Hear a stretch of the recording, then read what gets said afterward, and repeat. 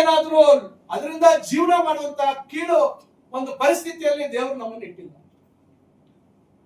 ನಮ್ಮ ತಾತ ಅವರು ನಮ್ಮನ್ನ, ನಮ್ಮ ತಂದೆಯವರನ್ನ ನಮ್ಮನ್ನಾಗಿ ಆ ರೀತಿ ಬೆಳೆಸಿಲ್ಲ. ನಾವು ಬಹಳ ಜವಾಬ್ದಾರಿಯುತವಾಗಿ ಇವತ್ತು ಸಾರ್ವಜನಿಕ ಬದುಕಿನಲ್ಲಿ ಜೀವನ ಮಾಡ್ತಾ ಇದ್ದೀವಿ. ಯಾವತ್ತೂ ಆ ರೀತಿ ಸಾರ್ವಜನಿಕರ ಬಡವರ ಸುಲಿಗೆ ಮಾಡಿ ನಾವು ಜೀವನ ಮಾಡುವಂತ ಒಂದು ಆ ಕೀಳು, ಆ ಒಂದು ಸ್ಥಿತಿಯಲ್ಲಿ ನಾವಿಲ್ಲ. ಅವ್ರು ಯಾರು ಆ ಮನಸ್ಥಿತಿಯಲ್ಲಿ ಇರ್ತಕ್ಕಂಥವ್ರು, ಆ ಆಲೋಚನೆಗಳು, ಆ ಮನಸ್ಥಿತಿ ಯಾರಿಗಿದೆ ಅವ್ರಿಗೆ ಅಂತ ಆಲೋಚನೆ ಬರುತ್ತೆ. ಅವತ್ತು ನಾನು ಆಸ್ಪತ್ರೆ ನೋಡಿದೆ, ಅವತ್ತೇ ತೀರ್ಮಾನ ಮಾಡಿದೆ, ಇಲ್ಲ ಇದಕ್ಕೇನಾದ್ರೂ ಒಂದು ರೂಪ ಕೊಡ್ಬೇಕು.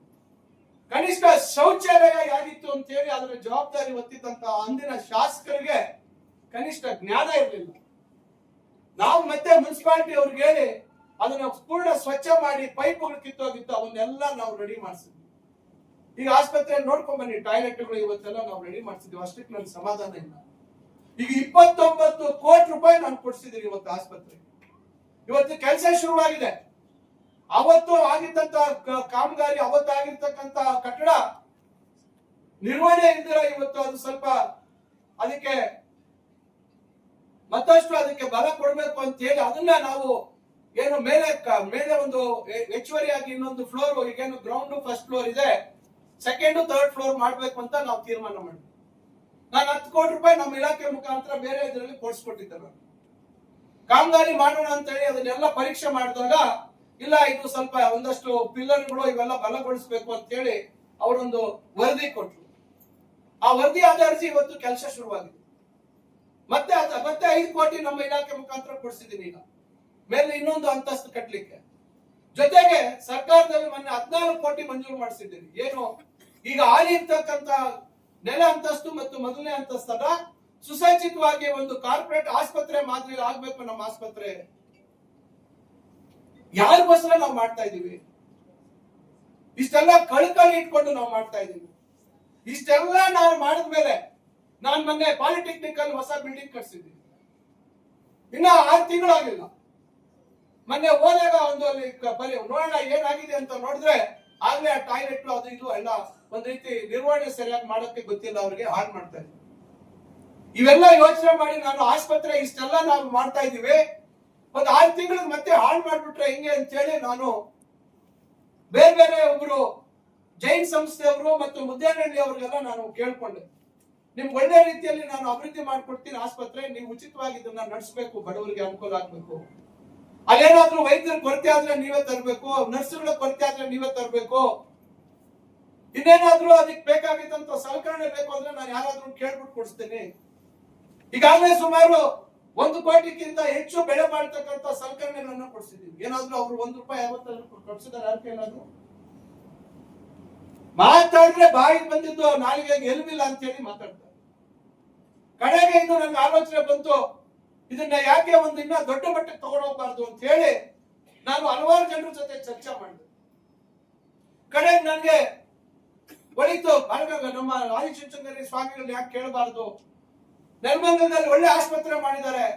ನಾನು ಆಸ್ಪತ್ರೆಗೆ ಭೇಟಿ ಕೊಟ್ಟೆ. ಕೇವಲ 2-2.5 ಸಾವಿರ ರೂಪಾಯಿಗೆ ಅಲ್ಲಿ ಹೆರಿಗೆ ಆಗ್ತಾ ಇದೆ ಮತ್ತು ಶಸ್ತ್ರಚಿಕಿತ್ಸೆ ಇವತ್ತು ನಮ್ಮ ಸಿಸೇರಿಯನ್ ಆಪರೇಷನ್ ಆಗ್ಬೇಕು, 6-7 ಸಾವಿರದಲ್ಲಿ ಮಾಡ್ತಾ ಇದ್ದಾರೆ. ಅವ್ರ ಸ್ವಂತ ಆಸ್ಪತ್ರೆ, ಸರ್ಕಾರದಲ್ಲ. ಅಂತದ್ರಲ್ಲಿ ನಮ್ಮ ಸರ್ಕಾರಿ ಆಸ್ಪತ್ರೆ ಉಚಿತವಾಗಿ ಮಾಡುವಂತದ್ದನ್ನ ಯಾಕೆ ಅವ್ರ ಮುಖಾಂತರ ಮಾಡಿಸಬಾರ್ದು ಅಂತ ಹೇಳಿ ನಾನು ಅವ್ರು ಕೇಳಿದಾಗ, ಆಯ್ತು ನಾನು ನೋಡ್ತೀನಿ ಆಗತ್ತೋ ಇಲ್ವೋ ಅಂತ ಹೇಳಿ ಒಂದಿನ ಬಂದು ಭೇಟಿ ಮಾಡಿದ್ರು. ಇಲ್ಲಿದ್ದಂತ ಹೊರ ರೋಗಿಗಳ ಸಂಖ್ಯೆ ನೋಡಿದ್ರು. ನೋಡಿ, ಇಲ್ಲ ಇಲ್ಲಿ ಒಳ್ಳೆ ಚೆನ್ನಾಗಿದೆ, ಇಲ್ಲಿ ಚೆನ್ನಾಗಿ ಆಸ್ಪತ್ರೆ ಮಾಡ್ಬೋದು, ದೊಡ್ಡದಾಗಿ ಮಾಡ್ಬೋದು, ವೈದ್ಯಕೀಯ ಕಾಲೇಜ್ ಮಾಡೋದ್ರ ಬಗ್ಗೆ ಚಿಂತನೆ ಮಾಡೋಣ ಅಂತ ಹೇಳಿ ನಮ್ಗೆ ಸ್ವಲ್ಪ ಜಾಗ ಕೊಟ್ಟರೆ ನಾನು ಚಿಂತನೆ ಮಾಡ್ತೀವಿ. ಇದು ಏನಾದ್ರೂ ನಾನಲ್ಲಿ ಭಾಗಿಯಾಗಬೇಕು ಅಂತ ಮಾಡ್ತಾ ಇದ್ದೀನ? ನಾನು ವೈದ್ಯಕೀಯ ಕಾಲೇಜಲ್ಲಿ ನಾನೇನಾದ್ರೂ ಎಲ್ಲ ಪ್ರತಿಯೊಂದು ವ್ಯಾಪಾರದ ದೃಷ್ಟಿಯಲ್ಲೇ ನೋಡುವಂಥದ್ದು. ವ್ಯಾಪಾರಸ್ಥರು ಇವತ್ತು ರಾಜಕಾರಣಕ್ಕೆ ಬಂದ್ರೆ ಅವ್ರ ಮನಸ್ಥಿತಿ ವ್ಯಾಪಾರನೇ, ಪ್ರತಿಯೊಂದರಲ್ಲೂ ವ್ಯಾಪಾರನೇ. ಅವ್ರು ಎಲ್ಲರೂ ಅವರೇ ವ್ಯಾಪಾರಸ್ಥರು ಅನ್ಕೊಂಡ್ಬಿಟ್ಟಿರ್ತಾರೆ ಕೆಲವರು.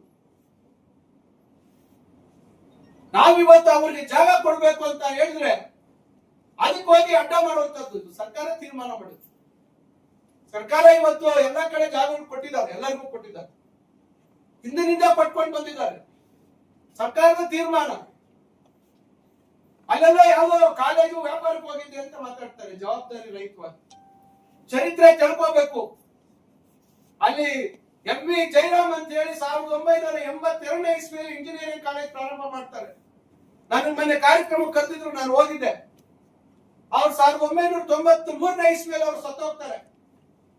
ಕಿರಿ ವಯಸ್ಸಲ್ಲಿದ್ದಂತ ಅವ್ರ ಮಗ ಡಾಕ್ಟರ್ MJ ಮೋಹನ್ ಅಂತ ಹೇಳಿ ಜವಾಬ್ದಾರಿ ಹೊತ್ಕೊಂಡು ಆ ಸಂಸ್ಥೆಯನ್ನು ಕಟ್ಕೊಂಡ್ ಬರ್ತಾರೆ. ಅವರು ಒಂದು ವೈದ್ಯಕೀಯ ಕಾಲೇಜು ಹೊಸಕೋಟೆ ಹತ್ರ ಮಾಡಿದ್ದಾರೆ. ಇಷ್ಟು ಹಿನ್ನೆಲೆ ಇರ್ತಕ್ಕಂಥವ್ರು ಕಾಲೇಜು ಮಾರಾಟ ಮಾಡ್ತಾರ? ಅವ್ರ್ಯಾರೋ ಪಾಪ ಅರವಿಂದ ಲಿಂಬಾವಳಿ ಅವ್ರ PA ಯಾವನೋ ಮಹಾನ್ ಬಾಬಾ ಹೇಳಿದ್ನಂತೆ ಇವ್ರಿಗೆ, ಈ ಮನುಷ್ಯ ಗೊತ್ತಾಗ್ಬಿಡ್ತಂತೆ ವ್ಯಾಪಾರಕ್ಕೆ ಹೋಗಿದ್ವಂತೆ ನಾನು ನಮ್ಮ ಅಣ್ಣ ಅಂತೇಳಿ. ಯಾವ ಮಟ್ಟಕ್ಕೆ ಮಾತಾಡ್ತಾರೆ ಅವ್ರ ಹತ್ರ ಹೋದ್ರೆ ಯಾವ್ದ್ರಲ್ಲಿ ಇಟ್ಕೊಂಡು ಹೊಡಿತಾರೆ ಅಷ್ಟು. ಕಾಲೇಜ್ ಹೋದ್ ಕೈಗೆ ಬರ್ತದ, ಅವ್ರ ಹತ್ರ ಹೋಗಿ ನೀವು ಮೆಡಿಕಲ್ ಕಾಲೇಜ್ ವ್ಯಾಪಾರಕ್ಕೆ ಇಟ್ಟಿದ್ರಿ ಅಂತ ಏನಾದ್ರು ಹೇಳಕ್ ಹೋದ್ರೆ ಅವ್ರ ಕಾಲೇಜ್ ಹೋದ್ ಕೈಗೆ ಬಂದು ಬಿಡ್ತಾರೆ. ನೀವು ಅವ್ರೇನ್ ಯಾವ ದುಸ್ಥಿತಿಗೆ ಅವ್ರು ಬಂದಿಲ್ಲ. ನಮಗೆ ಅಷ್ಟು ತಗೊಂಡ್ಕೊಳ್ಳುವಂತ ಚೈತನ್ಯ ನಮ್ಗಿಲ್ಲ, ನಿಮ್ಗಿರ್ಬೋದು. ಏನ್ ಇವತ್ತು ಮೆಡಿಕಲ್ ಕಾಲೇಜ್ ಸ್ವಾಮೀಜಿ ಅವ್ರು ಬಂದು ಹೋದ್ ಕೂಡ್ಲೆ ಕುಮಾರಸ್ವಾಮಿ ಅವರು ಫೋನ್ ಮಾಡ್ತಾರೆ ಸ್ವಾಮೀಜಿ ಅವ್ರಿಗೆ, ಸ್ವಾಮೀಜಿ ಅವರೇ ಚಿಂತಾಮಣಿಯಲ್ಲಿ ಏನೋ ಕಾಲೇಜ್ ಮಾಡ್ತೀರಂತ, ಹೌದಾ ಅಂತ. ಇನ್ನೊಬ್ರು ದೇವನಹಳ್ಳಿಯ ನಮ್ಮ ಪಾರ್ಟಿಯವರ ನಾಯಕರ ಫೋನ್ ಮಾಡ್ತಾರೆ ಸ್ವಾಮೀಜಿಗೆ. ಅಂದ್ರೆ ಎಷ್ಟು ಇವರಿಗೆ ಹೊಟ್ಟೆ ಉರಿದೆ ಇದೆ ಅಂತ ಯೋಚನೆ ಮಾಡಿ. ಯಾರಿಗೋಸ್ಕರ ನಾವು ಮಾಡ್ತಾ ಇದೀವಿ ಇವತ್ತು?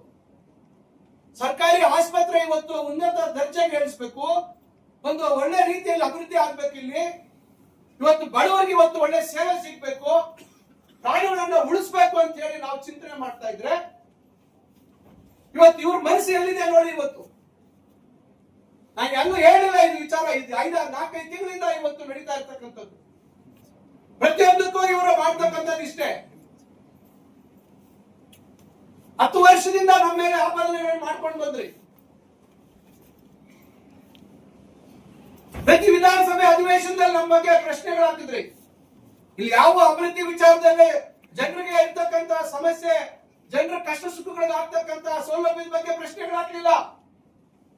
ಕೇವಲ ವೈಯಕ್ತಿಕವಾಗಿ ನಮ್ಮ ಮೇಲೆ ಪ್ರಶ್ನೆಗಳು ಹಾಕ್ಬಿಟ್ರೆ ನಾವು ಎದುರು ಬಿಟ್ಟು ಹೊಡೋಗ್ಬಿಡ್ತೀವಿ ಅಂತನಾ? ಯಾರು ಎದುರ್ಕೊಳ್ಳುವಂತದ್ದಿಲ್ಲ. ಜನ ಇವತ್ತು ನಿಮ್ಮ ಈ ಉಡಾಫೆ ಮಾತುಗಳು, ಎಡಬಿಡಂಗಿ ಮಾತುಗಳನ್ನ ಕೇಳಿ ಕೇಳಿ ಕೇಳಿ ಮೊನ್ನೆ 30,000ದಲ್ಲಿ ನನ್ನ ಗೆಲ್ಸಿದ್ರು. ಯಾರು ಇದಕ್ಕೆ ಬೆಲೆ ಕೊಡೋರಿಲ್ಲ. ಇವತ್ತು ನಾವಿವತ್ತು ಎಷ್ಟು ಒದ್ದಾಡ್ತಾ ಇದೀವಿ. ಇವತ್ತು ನಮ್ಮ ಮಕ್ಕಳಿಗೆ ಇವತ್ತು ಒಂದು ಒಳ್ಳೆ ಭವಿಷ್ಯತ್ತು ರೂಪಿಸಬೇಕು ಅಂತ ಇವತ್ತು ಕಟ್ತಾ ಇರ್ತಕ್ಕಂಥ ಕಾಲೇಜುಗಳು ನೋಡಿ, ಇವತ್ತು ಪಾಲಿಟೆಕ್ನಿಕ್ ನೋಡಿ, ಇವತ್ತು ಒಂದು ಸ್ಟೇಡಿಯಂ ನೋಡಿ, ಇವತ್ತು ಒಂದು ಕ್ರಿಕೆಟ್ ಕ್ರೀಡಾಂಗಣ ಮಾಡ್ತಾ ಇದೀವಿ. ಇವತ್ತಲ್ಲಿ ರಾಮಕುಂಟೆಯಲ್ಲಿ ಮಾಡ್ತಾ ಇರುವಂತಹ ಸೌಲಭ್ಯ. ಇವತ್ತು IDSMT ವಿಚಾರಕ್ಕೆ ನಾನು ಬರ್ತೀನಿ. IDS ಏನು ಅಂತ ಅವ್ರು ಹೇಳ್ಬಿಟ್ಟಿ ನೋಡಿ.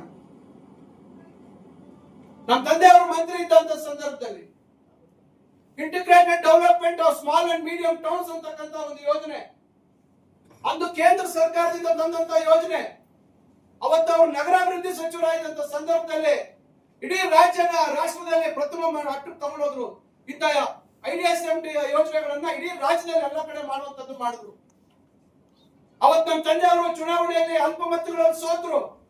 ಕಟ್ಟಡ ಪೂರ್ಣ ಆಗಿರ್ಲಿಲ್ಲ, ಬೇರೆಯವರು ಗೆದ್ದಿದ್ರು. ಕಟ್ಟಡ ನಿರ್ವಹಣೆ, ಕಟ್ಟಡ ಸರಿಯಾದ ರೀತಿ ಕಾಮಗಾರಿ ಆಗಲಿಲ್ಲ. ಆ ಸಂದರ್ಭದಲ್ಲಿ 10 ವರ್ಷ ಹಾಗೆ ಬಿದ್ದಾಯ್ತು.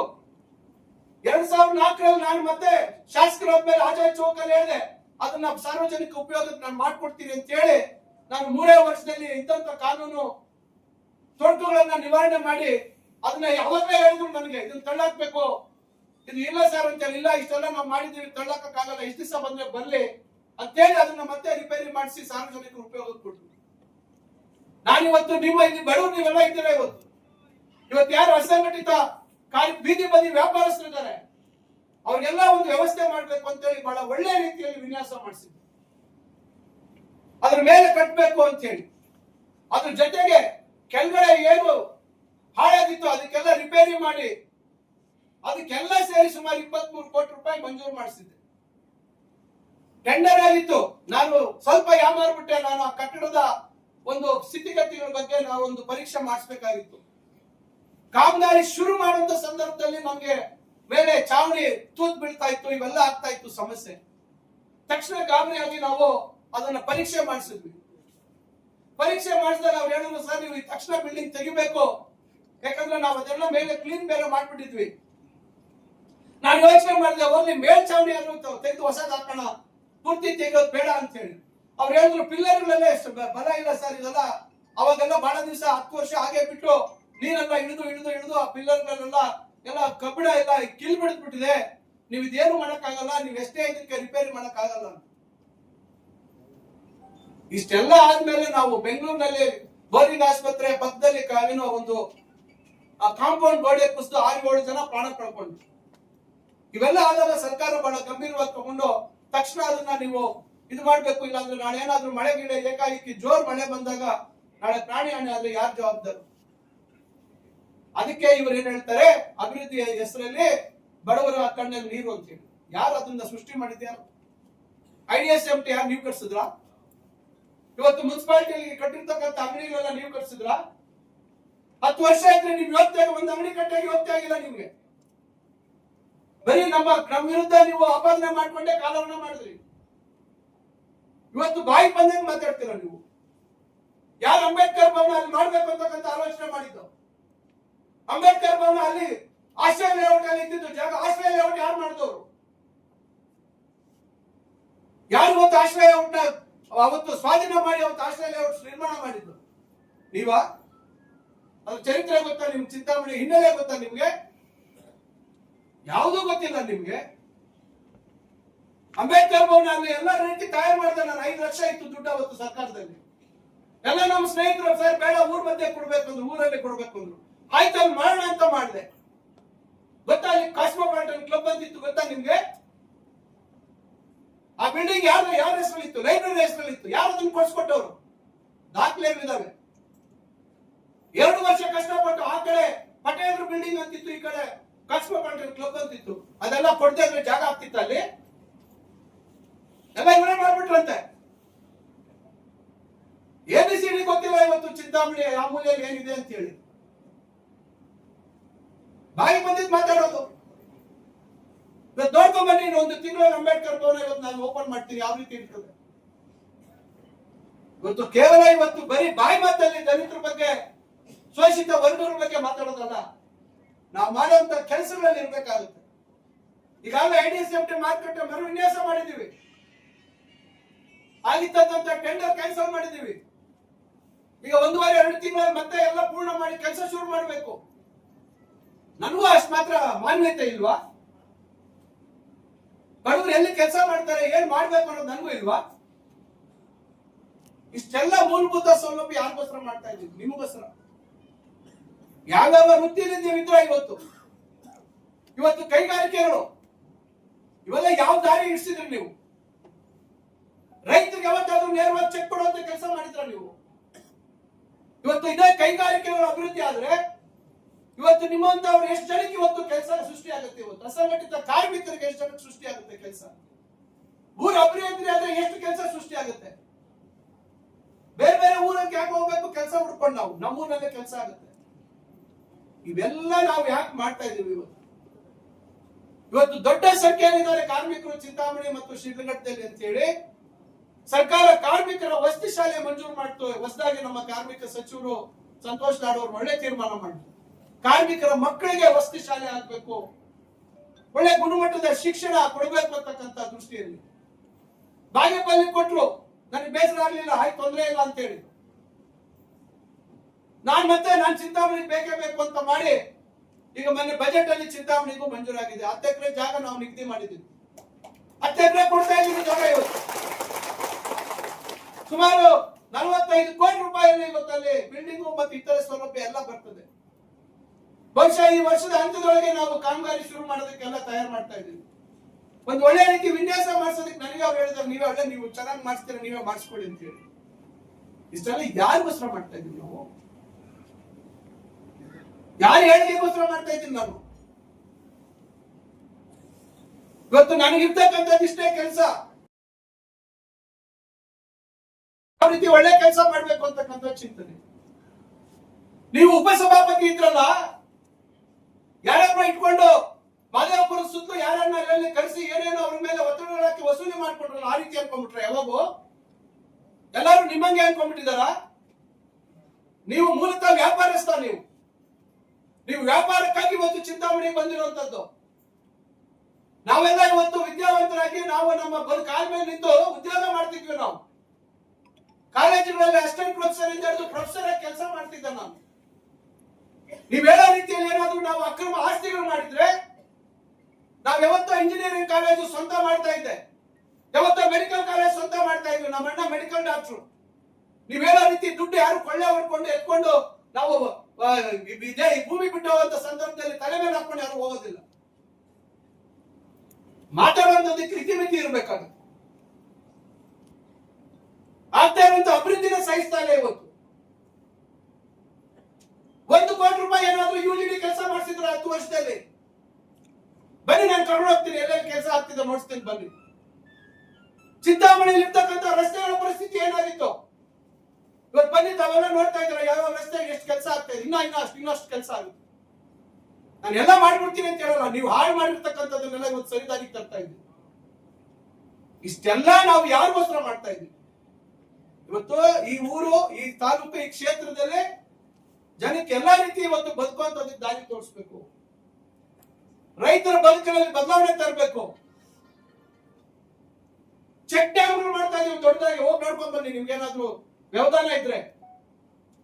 ಆ ಎಸ್ಸಿಗಳಲ್ಲಿ ಹತ್ರ ಮತ್ತೆ ಬ್ರಾಹ್ಮಣಲ್ಲಿ ಹತ್ರ 2 ಚೆಕ್ ಡ್ಯಾಮ್ ಕಿತ್ತೋಯ್ತು 2015ರಲ್ಲಿ ಮಳೆಗೆ. ಅದನ್ನ ಮಾಡಿಸಿದ್ರ ನೀವು? ಮತ್ತೊಂದ್ ಸತಿ ಜನ ನಿಮ್ಮನ್ನು ಕೇಳಿಸ್ಕೊಟ್ರಲ್ಲ 2018ರಲ್ಲಿ. ಕಣ್ಣು ಕಾಣಿಲ್ವಾ ಅದು ನಿಮ್ಗೆ?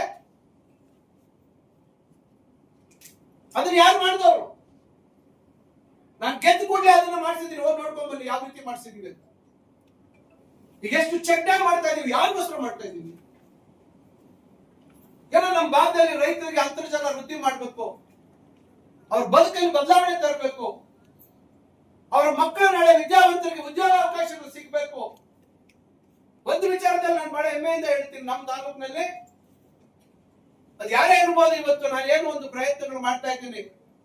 ನಮ್ಮ ಪರ ಇರೋರ್ಬೋದು, ವಿರೋಧ ಇರೋರು ಇರ್ಬೋದು. ಸಾರ್ವಜನಿಕರು ಇವತ್ತು ಯಾವುದೇ ರೀತಿ ವಿರೋಧ ಮಾಡಿದಿರ ಪ್ರೋತ್ಸಾಹ ಮಾಡಿ ಒಳ್ಳೆ ಕೆಲಸ ಮಾಡಿ ಅಂತಕ್ಕಂಥ ಬೆನ್ತಟ್ಟಿ ಮಾಡ್ತಾ ಕೆಲಸ ಮಾಡ್ತೇನೆ. ನಾನು ಅವರೆಲ್ಲರಿಗೂ ನಾನು ಸದಾ ಚಿರುನುಡಿ ಆಗಿರ್ತೇನೆ. ವಿಶೇಷವಾಗಿ ಕೈಗಾರಿಕೆಗಳ ವಿಚಾರದಲ್ಲಿ ಬಹಳಷ್ಟು ನನಗೆ ಪ್ರೋತ್ಸಾಹ ಕೊಟ್ಟು ನೀವು ಮಾಡಿ ಸರ್ ಅಂತಕ್ಕಂಥದ್ದು. ನಾನು ಮೊನ್ನೆ ಹೋಗಿದ್ದೆ, ನಾನು ಮಸ್ತಾನಹಳ್ಳಿ ಒಂದು ಕೈಗಾರಿಕೆ ಒಳಗೆ ಸುಮಾರು ಜನ ಹೆಣ್ಮಕ್ಳಿದ್ರು. ಅವರೆಲ್ಲರೂ ನಾನು ಮಾತಾಡಿದೆ, ಯಾವ ಊರಮ್ಮ ಅಂತ ಕೇಳಿದೆ. ಅವರೆಲ್ಲರೂ ಇವತ್ತು ನಮ್ಮ ತಾಲೂಕಿನವರೇ. ಬೆಳಗ್ಗೆ ತಿಂಡಿ ಅಲ್ಲೇ ತಿಂತಾರೆ, ಊಟ ಅಲ್ಲೇ ಮಾಡ್ತಾರೆ. ಬಹಳ ನೆಮ್ಮದಿಯಾಗಿ ಅವರು ಕೆಲಸ ಮಾಡ್ತಾ ಇದ್ದಾರೆ. ಈಗ ನಾವು ಕೈಗಾರಿಕೆ ಬಗ್ಗೆ ಚಿಂತನೆ ಮಾಡದೇ ಇದ್ದ ಪಕ್ಷದಲ್ಲಿ ಅವರೆಲ್ಲ ಏನ್ ಮಾಡ್ತಾ ಇದ್ರು ಯೋಚನೆ ಮಾಡಿ ದಯವಿಟ್ಟು. ಇವತ್ತು ಎಲ್ಲೋ ಒಂದ್ ಕಡೆ ಇವತ್ತು ಎಲ್ಲಾ ವಿಚಾರಗಳಲ್ಲಿ ಜನರಿಗೆ ಇವತ್ತು ಬದುಕೋದಕ್ಕೆ ಅವಕಾಶ ಮಾಡಿಕೊಡ್ಬೇಕಾಗಿರ್ತಕ್ಕಂಥದ್ದು, ಜನರ ಆಶೀರ್ವಾದ ಪಡೆದು ಆಯ್ಕೆಯಾಗಿರ್ತಕ್ಕಂಥ ನಾವುಗಳ ಜನಪ್ರತಿನಿಧಿಗಳು ಆಲೋಚನೆ ಮಾಡಬೇಕು, ಮುಂದಾಲೋಚನೆ ಇರಬೇಕು, ದೂರದ ಆಲೋಚನೆ ಇರಬೇಕು, ಆದ್ರೆ ದುರಾಲೋಚನೆ ಇರಬಾರ್ದು. ಇವತ್ತು ಪ್ರತಿಯೊಬ್ಬರ ಏಳಿಗೆಗಾಗಿ, ಪ್ರತಿಯೊಬ್ಬರ ಒಳಿತಿಗಾಗಿ ನಾವೇನಾದ್ರೂ ಕೆಲಸ ಮಾಡಿದ್ರೆ ಮಾತ್ರ ಜನ ಎಷ್ಟು ಮಟ್ಟಕ್ಕೆ ಅದಕ್ಕೆ ಒಪ್ಕೊಳ್ತಾರೆ ಬಿಡ್ತಾರೆ ಅದು ಅವ್ರಿಗೆ ಬಿಟ್ಟಿದ್ದು. ಆದ್ರೆ ದೇವ್ರ ಹತ್ರ ಲೆಕ್ಕ ಇರ್ತದೆ. ಇವತ್ತಲ್ಲ ನಾಳೆ ಲೆಕ್ಕ ದೇವ್ರ ಹತ್ರ ಇರ್ತದೆ. ದೇವ್ರ ಯಾವತ್ತಾದ್ರೂ ನಮ್ ಕೈ ಹಿಡಿತಾರೆ. ನಾವು ಯಾವತ್ತೂ ಯಾರಿಗೂ ತೊಂದರೆ ಮಾಡುವಂತ ಕೆಲಸ ಮಾಡಲಿಲ್ಲ. ನಮ್ಮ ಸ್ವಾರ್ಥಕ್ಕೆ ನಾವು ಯಾರು ಬಲಿ ಕೊಡುವಂತ ಕೆಲಸಗಳನ್ನ ಮಾಡಿಲ್ಲ. ಇಲ್ಲದೆ ಇರ್ತಕ್ಕಂಥ ವಿಚಾರಗಳನ್ನೇ ಪ್ರತಿ ಸತಿ ಮಾತಾಡ್ತಾ ಇದ್ದೀರಾ. ಕಾನೂನು ಚೌಕಟ್ಟಿನಲ್ಲಿ ಏನ್ ಆಗ್ಬೇಕು, ಏನ್ ಆಗಿರ್ಬೇಕು ಅನ್ನೋದನ್ನ ಮಾಹಿತಿ ತಗೊಂಡು ನೋಡ್ಕೊಳ್ಳಿ ಮೊದಲು. ಕಡೆಗೆ ಇವತ್ತು ನಿಮಗೆ ಗೊತ್ತಿದೆ ಯಾವ ರೀತಿ ಕೈಲಾಸಗಿರಿ ದೇವಸ್ಥಾನ ಇವತ್ತು ಯಾವ ರೀತಿ ಆ ದೇವಸ್ಥಾನ ನಿರ್ಮಾಣ ಆಗಿದೆ, ಯಾವ ರೀತಿ ಆಗ್ತಾ ಇದೆ, ಅದ್ರ ಮೇಲೆ ಇವರು ವಕ್ರ ದೃಷ್ಟಿ. ಏನು ನಿಮ್ ಮನೆಯವರು, ನಿಮ್ ತಂದೆಯವರು, ನಿಮ್ ತಾತ ಅವರು ಏನಾದ್ರು ಕೋಟ್ಯಾಂತರ ರೂಪಾಯಿ ಬಂದು ದೇಣಿಗೆ ಕೊಟ್ಟಿದ್ದಾರೆ ಅಲ್ಲಿ. ಒಂದೊಂದು ಕಲ್ಲು ಒಂದೊಂದು ಕಟ್ಟಡ ಅಲ್ಲಿ ಏನು ನಿರ್ಮಾಣ ಆಗಿದೆ, ಎಷ್ಟು ಕಷ್ಟ ಆಗಿದೆ ಅಂತಕ್ಕಂಥದ್ದು ಆ ಕಷ್ಟಪಟ್ಟವರಿಗೆ ಗೊತ್ತಿದೆ.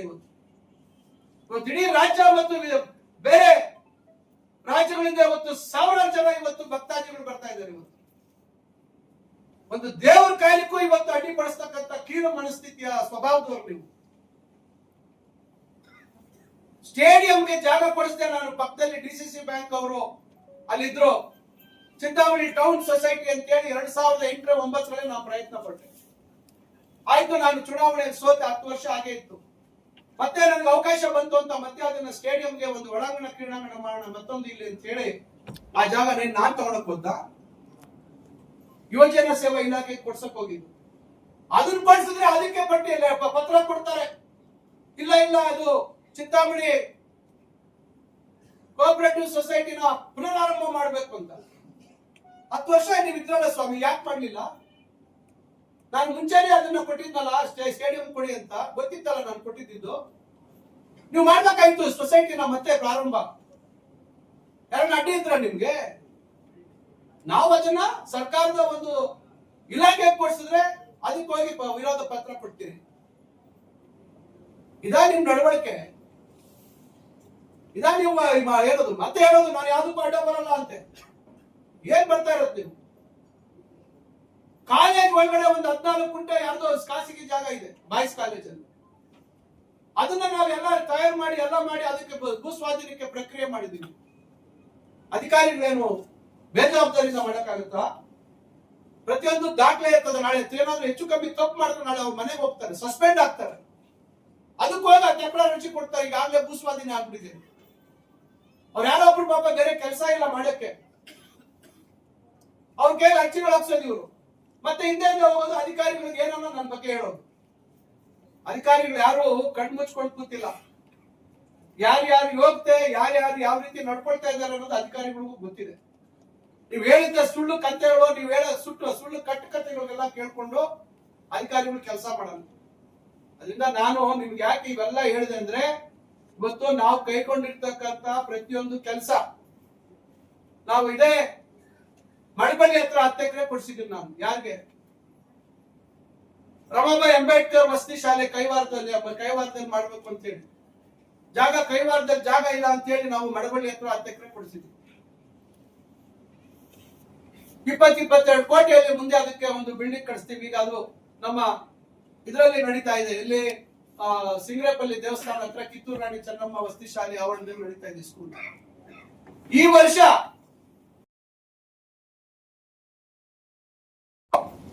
ಏನ್ ಮಾಡಿದ್ರಿ? ಶಾಲೆ ಪ್ರಾರಂಭ ಆಯ್ತಾ? ಪ್ರಾರಂಭ ಆಗಿದ್ಯಾ ಶಾಲೆ? ಅಲ್ಲೆಲ್ಲ ಕುರ್ಮೂರ್ ಹತ್ರ ಜಾಗ ಕೊಡ್ತೀವಿ ಅಂತ ಕೊಟ್ಬಿಟ್ಟಿದ್ರೆ ಅಂತ ಹೇಳ್ತಾರೆ. ಅದು ಡೀಮ್ಡ್ ಫಾರೆಸ್ಟ್ ಕೊಟ್ಟೋಯ್ತು ಆ ಜಾಗ. ಕಡೆಗೆ ನಾನು ಮತ್ತೆ ಅದೇ ದೊಡ್ಡಗಂಜೂರ್ದು ಜಾಗ ಕೊಡಿಸಿದೆ. ಬಿಲ್ಡಿಂಗ್ ಮಂಜೂರು ಮಾಡಿ ಅಂದ್ರೆ ಅವ್ರು ನನ್ ಕೇಳ್ತಾವ್ರೆ, ಶಾಲೆ ಏನಿದೆ ಸರ್ ಅಂತ ಕೇಳ್ತಾರೆ. ಇಲ್ಲ ಈಗ ಆಗಿದೆಯಲ್ಲ ಅಂದ್ರೆ, ಇಲ್ಲ 2012 ನೀವು ಶುರು ಮಾಡಿಲ್ಲ ಶಾಲೆ, ಲ್ಯಾಬ್ಸ್ ಆಗೋಗಿದೆ, ಶಾಲೆನೇ ಶುರುವಾಗಿಲ್ಲ ವಸತಿ ಶಾಲೆ. ಈಗ ನಾನು ಯಾಕೆ ಹೇಳಿದೆ ಅಂದ್ರೆ, ಈಗ ವಸತಿ ಶಾಲೆ ಮಂಜೂರು ಮಾಡಿದ್ರು ಹೋದ ವರ್ಷ ಕೈವಾರ ಹೋಬಳಿಗೆ. ಕಿತ್ತೂರು ರಾಣಿ ಚೆನ್ನಮ್ಮ ಆವರಣದಲ್ಲಿ ಪ್ರಾರಂಭ ಆಯ್ತು ಶಾಲೆ ಅಧಿಕೃತವಾಗಿ ಪ್ರಾರಂಭ ಆಗಿದೆ. ಈಗ ನಾನು ಜಾಗ ಕೊಟ್ಟು ಕನ್ನಡ ಕೊಟ್ಟರೆ ಅದನ್ನೇ ಕನ್ನಡ ಆದ್ಮೇಲೆ ಅಲ್ಲಿ ಶಿಫ್ಟ್ ಆಗುತ್ತೆ. ಇವತ್ತು ಹಿಂದುಳಿದ ವರ್ಗಗಳ ವಸತಿ ಶಾಲೆ ಶುರು ಆಗಿಲ್ಲ. 10 ವರ್ಷ ಅವ್ರಿಗೆ ಪರಿಜ್ಞಾನನೇ ಇರಲಿಲ್ಲ. ಶಾಲೆ ಶುರು ಮಾಡಬೇಕು ಅನ್ನೋ ಪರಿಜ್ಞಾನ ಇರಲಿಲ್ಲ. ಕಡೆಗೆ ನಾನು ನಂದಿ ಕ್ಯಾಬಿನೆಟ್ ಅಲ್ಲಿ ಪ್ರಯತ್ನ ಪಟ್ಟು ಯಾರು ಅಡ್ಡಿಪಡಿಸ್ಬಿಟ್ರು. ಈಗ ಮತ್ತೆ ಹಣಕಾಸು ಇಲಾಖೆಯಲ್ಲಿ ಒಪ್ಪಿಸಿ ಮಂಜೂರು ಮಾಡಿಸಿದ್ರೆ ಈಗ ಅಧಿಕೃತ ಆದೇಶ ಆಗುತ್ತೆ. ಈ ವರ್ಷ ಮತ್ತೆ ಅಡ್ಮಿಷನ್ ಶುರು ಮಾಡ್ತೀವಿ. ಬೇರೆ ಕಡೆ ಖಾಸಗಿ ಜಾಗದಲ್ಲಿ ಇವತ್ತು ಹಿಂದುಳಿದ ವರ್ಗಗಳ ವಸತಿ ಶಾಲೆ ಇವತ್ತು ಚಿಂತಾಮಣಿ, ಮುರುಗಮಲ್ಲಲ್ಲಿ ಪರಿಶಿಷ್ಟ ಪಂಗಡಗಳ ವಸತಿ ಶಾಲೆ ಶುರುವಾಗಿತ್ತು. ಹಿಂದೆ 10 ಎಕರೆ ಜಾಗ ಕೊಟ್ಟು ಅದು 22 ಕೋಟಿ ಬಿಲ್ಡಿಂಗ್ ಶುರುವಾಗ್ತಾ ಇದೆ. ಕೋನ್ಕುಂಟ್ಲಲ್ಲಿ BR ಅಂಬೇಡ್ಕರ್ ವಸತಿ ಶಾಲೆ 22 ಕೋಟಿ ಬಿಲ್ಡಿಂಗ್ ನಡೀತಾ ಇದೆ. ಇವೆಲ್ಲ ನಾನು ಹೇಳಿದ್ರೆ ಇವೆಲ್ಲ ಯಾರು ಮೋಸ ಮಾಡಿದ್ವಿ? ಒಂದೊಂದು ಹೋಬಳಿಯಲ್ಲಿ ಇವತ್ತು ವಸತಿ ಶಾಲೆ ಇದೆ. ಒಂದೊಂದು ಶಾಲೆಗೂ ಇವತ್ತು ಒಳ್ಳೆ ವ್ಯವಸ್ಥೆಯನ್ನು ಮಾಡ್ತಾ ಇದ್ದೀವಿ. ಅದರಿಂದ ಇವೆಲ್ಲ ನಾನು ಯಾಕೆ ಹೇಳ್ತಾ ಇದ್ದೀನಿ ಅಂದ್ರೆ, ಕೆಲವರಿಗೆ ಮೋಸ್ಟ್ಲಿ ಏನೋ ನನಗೆ ಅನ್ಸುತ್ತೆ ಮತಿ ಭ್ರಮಣೆ ಆಗ್ಬಿಟ್ಟಿದ್ದವು. ಬಹುಶಃ ಅವರು ಸ್ವಲ್ಪ ಎಲ್ಲಾದ್ರೂ ಚಿಕಿತ್ಸೆ ಪಡೆದ್ರೆ ಬಹುಶಃ ಒಳ್ಳೇದಾಗುತ್ತೆ. ಯಾಕಂದ್ರೆ ಅವ್ರು ಆಡ್ತಾ ಇರೋ ರೀತಿ ನೋಡಿದ್ರೆ ಜನ ಇವತ್ತು ನಿಮ್ಮ ಡೋಂಗಿ ಮಾತುಗಳನ್ನ ಬದಿಗೊತ್ತಿ ಬೇಜವಾಬ್ದಾರಿ ನಡೆಯನ್ನ ನೋಡಿ ಅವರು ನನಗೆ ಅವಕಾಶ ಮಾಡಿಕೊಟ್ಟಿದ್ದಾರೆ. ನಾನು ಪ್ರಾಮಾಣಿಕವಾಗಿ ಇವತ್ತು ಒಂದು ಮಂತ್ರಿ ಆಗಿದ್ರು ಸಹ ನನ್ನ ತಾಲೂಕಿನಲ್ಲಿ ಇವತ್ತು ಏನೆಲ್ಲ ಅಭಿವೃದ್ಧಿ ಆಗ್ಬೇಕು ಅಂತ ಹೇಳಿ ಆಸ್ಪತ್ರೆ, ಕ್ರಿಟಿಕಲ್ ಕೇರ್ ಯೂನಿಟ್, ಅಪಘಾತಗಳಾಗುವಂತ ಸಂದರ್ಭದಲ್ಲಿ ತಕ್ಷಣ ಚಿಕಿತ್ಸೆ ಆಗ್ಬೇಕು ಅಂತಕ್ಕಂಥ ವ್ಯವಸ್ಥೆಗೆ 50 ಹಾಸಿಗೆ ಆಸ್ಪತ್ರೆ ಆಗ್ತಾ ಇದೆ. ಬಿಲ್ಡಿಂಗ್ ಆಗ್ತಾ ಇದೆ ಇಲ್ವೋ? ನೋಡಿದಿರಾ? ನೋಡಿದ್ರಮ್ಮ? ಯಾರಾದ್ರೂ ನೋಡಿದ್ರನಪ್ಪ? ಹಳೆ ತಾಲೂಕು ಆಫೀಸ್ ನೋಡಿದಿರಾ? ಸುಶೀಂದ್ರಲ್ಲಿದ ಅದಕ್ಕೆ ಅವ್ರಿಗೆ ತಲ್ಲಿದೆಯಾ ಮೈತಾ ಉಂಟು ಹೇಳಿ. ಯಾವ್ದೋ ಪೆಟ್ರೋಲ್ ಬಂಕ್ ಅಂತ ಕದ ಇನ್ನೇನ ಅದನ್ನ ತಂದು ಕನ್ಕೊಡ್ತೀನಿ. ನೆನಪು ಏಮೈತಿ? ಹಳೆ ಡಿವೈಎಸ್ಪಿ ಆಫೀಸು ದಯವಿಟ್ಟು ನೋಡಿ. ಇದು ಪೂರ್ತಿ ಜಾಗ ಇವತ್ತು ಆಸ್ಪತ್ರೆ ಕೊಡ್ಸಿದ್ವಿ. ತಾಯಿ ಮಕ್ಕಳ ಆಸ್ಪತ್ರೆ ಜಾಗ ಕೊಡಿಸಿದವನು ನಾನೇ. ತಾಯಿ ಮಕ್ಕಳ ಆಸ್ಪತ್ರೆ ಮಂಜೂರು ಮಾಡಿಸಿದ್ದು ನಾನೇ. ಮಂಜೂರಾದ್ಮೇಲೆ ನಾನು ಸೋತೋಗ್ಬಿಟ್ಟೆ. ಡೆಲ್ಲಿಯಲ್ಲಿ ಮಂಜೂರಾಗಿ ಬರೋಷ್ಟು ನಾನು ಸೋತೋದೆ. ಮಂಜೂರಾದ್ಮೇಲೆ ಸೋತಿದ್ ನಾವು. ಅವ್ರು ಮಾಡಿದ್ದೇನಿಲ್ಲ. ನಾವು ಮಾಡಿದ ಕೆಲಸಕ್ಕೆ ಟೇಪ್ ಕಟ್ ಮಾಡಿದ್ದು, ಅದು ಕೂಡ ತಡವಾಗಿ. ಇಷ್ಟೆಲ್ಲ ನಾವು ನಾನು ಹೇಳ್ಕೊಂಡು ಹೋದ್ರೆ ಬಹಳಷ್ಟಿದೆ. ನಾನು ಯಾಕೆ ಈ ಸಭೆಯಲ್ಲಿ ಹೇಳಿದೆ ಅಂದ್ರೆ, ಇವತ್ತು ತಾವುಗಳು ಇವತ್ತು ಸಮಾಜದಲ್ಲಿ ಎಲ್ಲಾ ವಿಭಾಗಗಳಲ್ಲಿ, ಎಲ್ಲಾ ಕ್ಷೇತ್ರಗಳಲ್ಲಿ ತಮ್ಮ ಪಾತ್ರ ಬಹಳ ಮುಖ್ಯ. ಇವತ್ತು ನಾನು ಹೇಳಿರ್ತಕ್ಕಂಥ ಕಟ್ಟಡ ಕಾಮಗಾರಿ ಇರ್ಬೋದು, ಬೇರೆ ಬೇರೆ ಇರ್ಬೋದು, ಇವೆಲ್ಲದರಲ್ಲೂ ನಿಮ್ಮ ಪಾತ್ರ ಬಹಳ ಮುಖ್ಯ ಇದೆ. ಇವತ್ತು ಊರು ಅಭಿವೃದ್ಧಿ ಆಗ್ಬೇಕು ಅಂತಕ್ಕಂಥದ್ದಾದಾಗ ಇವತ್ತು ನಿಮ್ಮಗಳ ಪಾತ್ರ ಬಹಳ ಮುಖ್ಯ. ವಸ್ತುಸ್ಥಿತಿ ತಮಗೆ ಗೊತ್ತಾಗಬೇಕು. ಇವತ್ತು ಅವ್ರೇನೋ ಒಂದು ಕಾರ್ಮಿಕರಿಗೆ ತೊಂದರೆ ಆಯ್ತು ಅಂತ ಹೇಳಿದಾಗ ನನಗೆ ಇದು ಹೇಳಲೇಬೇಕಾಗಿತ್ತು. ಒಂದು ವೈದ್ಯಕೀಯ ಕಾಲೇಜು ಆದಿಚುಂಚನಗಿರಿ ಮಠ ಸ್ವಾಮೀಜಿ ಅವರು ನನಗೆ ಭಾಗ ಕೊಡ್ತಾರ? ಭಾಗ ಕೊಡ್ತಾರೇನ್ರಿ? ಸ್ವಲ್ಪ ಏನಾದ್ರೂ ಕಾಮನ್ ಸೆನ್ಸ್ ಇದೆಯಾ ನಿಮ್ಗೆ? ಸ್ವಲ್ಪ ಏನಾದ್ರೂ ವಿವೇಚನೆ ಇದೆಯಾ? ವಿವೇಚನೆ ಇದ್ದು ಮಾತಾಡ್ಬೇಕು. ಆ ಸಂಸ್ಥಾನದ ಬಗ್ಗೆ ನೀವು ಮಾತಾಡಿದ್ರೆ ಏನಾಗತ್ತೆ ಅನ್ನೋದು ಜನ ತೀರ್ಮಾನ ಮಾಡ್ತಾರೆ, ನಾವಲ್ಲ.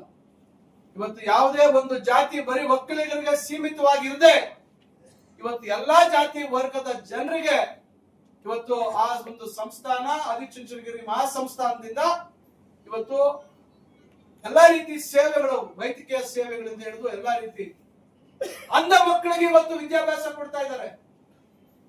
ಚಿಕ್ಕಬಳ್ಳಾಪುರದಲ್ಲಿ ಸಮ್ಮಿಟ್ ಅಂತಕ್ಕಂಥ ಒಂದು ಶಾಲೆ, ಕೇವಲ 20 ಜನ ಮಕ್ಕಳು.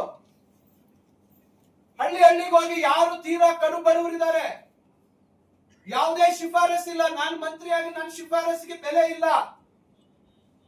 ಅಂತ ಮಕ್ಕಳನ್ನ ಆಯ್ಕೊಂಡು ಬಂದು ಅವರನ್ನ ಅಂತ ಮಕ್ಕಳಿಗೆ ಒಂದು ಉತ್ಕೃಷ್ಟವಾದಂತ ಇಂಗ್ಲಿಷ್ ಮಾಧ್ಯಮದ ಶಿಕ್ಷಣ ಕೊಡ್ತಾ ಇದ್ದಾರೆ. ಯಾರಾದ್ರೂ ಕೊಡ್ಲಿಕ್ಕೆ ಸಾಧ್ಯ ಇದೆಯಾ?